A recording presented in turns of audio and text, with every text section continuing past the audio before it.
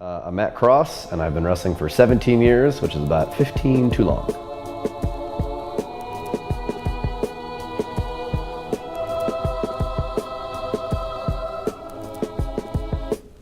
I was a punk rocker in high school, straight edge. I found other punk rock straight edge guys that were really into pro wrestling.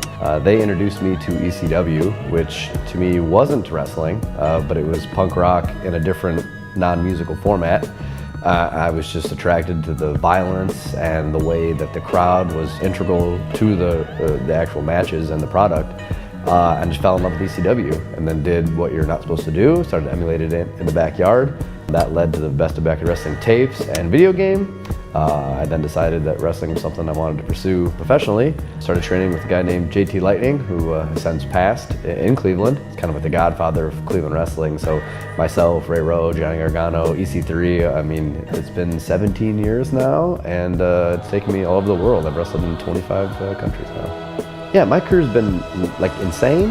I don't think anyone outside of myself even knows everything that is entailed, because it's been like one of the most fun, but one of the certainly like most random careers that there are. Like tonight we're in Maine. I'm sure someone will come up to me and be like, I remember you from the Backyard Wrestling video game, which came out in 2003, so that's 14 years ago now.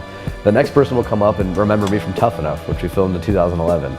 The person after that will remember me from MTV's short-lived Wrestling Society X, which we filmed in 2006, so that's now 11 years old. It's just, people remember me from like Hulkamania's Hulk Hogan tour in 2009 in Australia. I did the last show the Ultimate Warrior ever did in 2008 in Barcelona, Spain. I was part of that. It was his last time he ever wrestled. Like, just the amount of things that I've done and like the true randomness of it are like second to none. I mean, wrestling is very weird, and everyone gets, I mean, like even the building that we're in today is unique.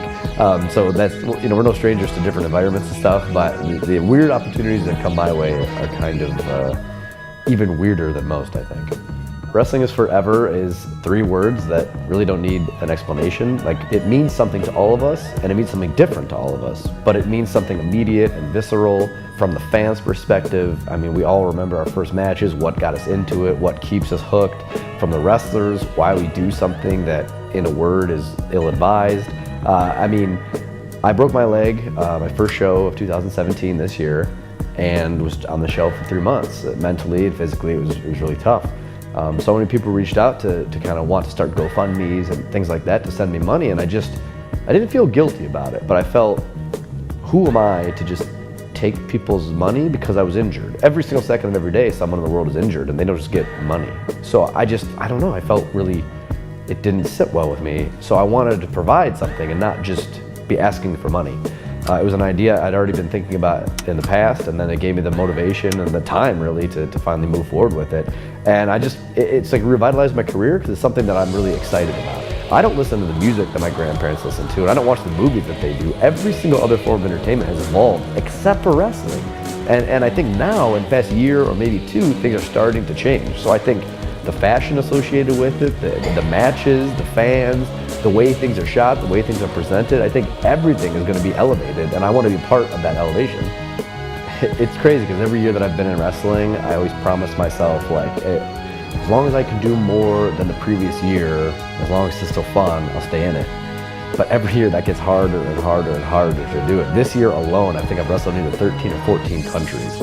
So I got to wrestle in 13 or 14 or 15 next year, just to kind of meet my own goal of always, you know, forever upward and onward. My goal, it's so cliche and it's so lame, but it is the journey and not the destination. Like, what I am doing this absolute second is all that I've dreamed to do and all that I want to do. I'm a pirate, I'm a punk, and I'm living my dream, as hokey as that sounds, every second of every day. I've never wrestled in Maine before. So we're here today. I get to debut in a state that I've never gone to, that my parents have never gone to, my friends have never gone to, and they never will. You know, not because they don't want to, because that's just how life works. So here I am in Maine. Tomorrow I'll be in New Jersey. I was in Florida last week. I just came from Oklahoma, went straight from there to Japan, straight from there to Australia, straight from there to Toronto. I was home 2 days in October. So, I mean, it's absolutely unheard of and insane that as an independent professional wrestler, I can maintain or keep or get a schedule that's busier than WWE. Like, the running joke I keep having with people, because every single day it's go to WWE, and I'm like, maybe when my schedule lightens up, I'll think about it. You know, it's like, it's saying the world that we're in, and it's very fulfilling for me because for 17 years I've been a part of this independent wrestling, and I believe strongly in it. And all the bands that I listen to are independent artists and just painters and everything, and underground hip hop and everything. It's like I've always been attracted to that counterculture and that subcultureness of it. And it's nice to see that people can be their own boss and make their own living doing what they want to do on their own terms. I wrestled last week at Fest in Florida on a Sunday, but I stayed there for the fest from Wednesday to Sunday. So I had the flexibility in my schedule to just take a punk rock vacation, basically. The Misfits announced a reunion this year. They're doing one show in Los Angeles, and I bought my ticket. I still don't know how I'm getting there, but what a world and what a life where I knew that I'm in a place where I can make that happen. How many people around the world would want to see the Misfits reunion this year? Probably quite a few, and I'm able to do that. So my goal is to do this, just to keep going and to maintain this level of positivity and momentum until the wheels fall off.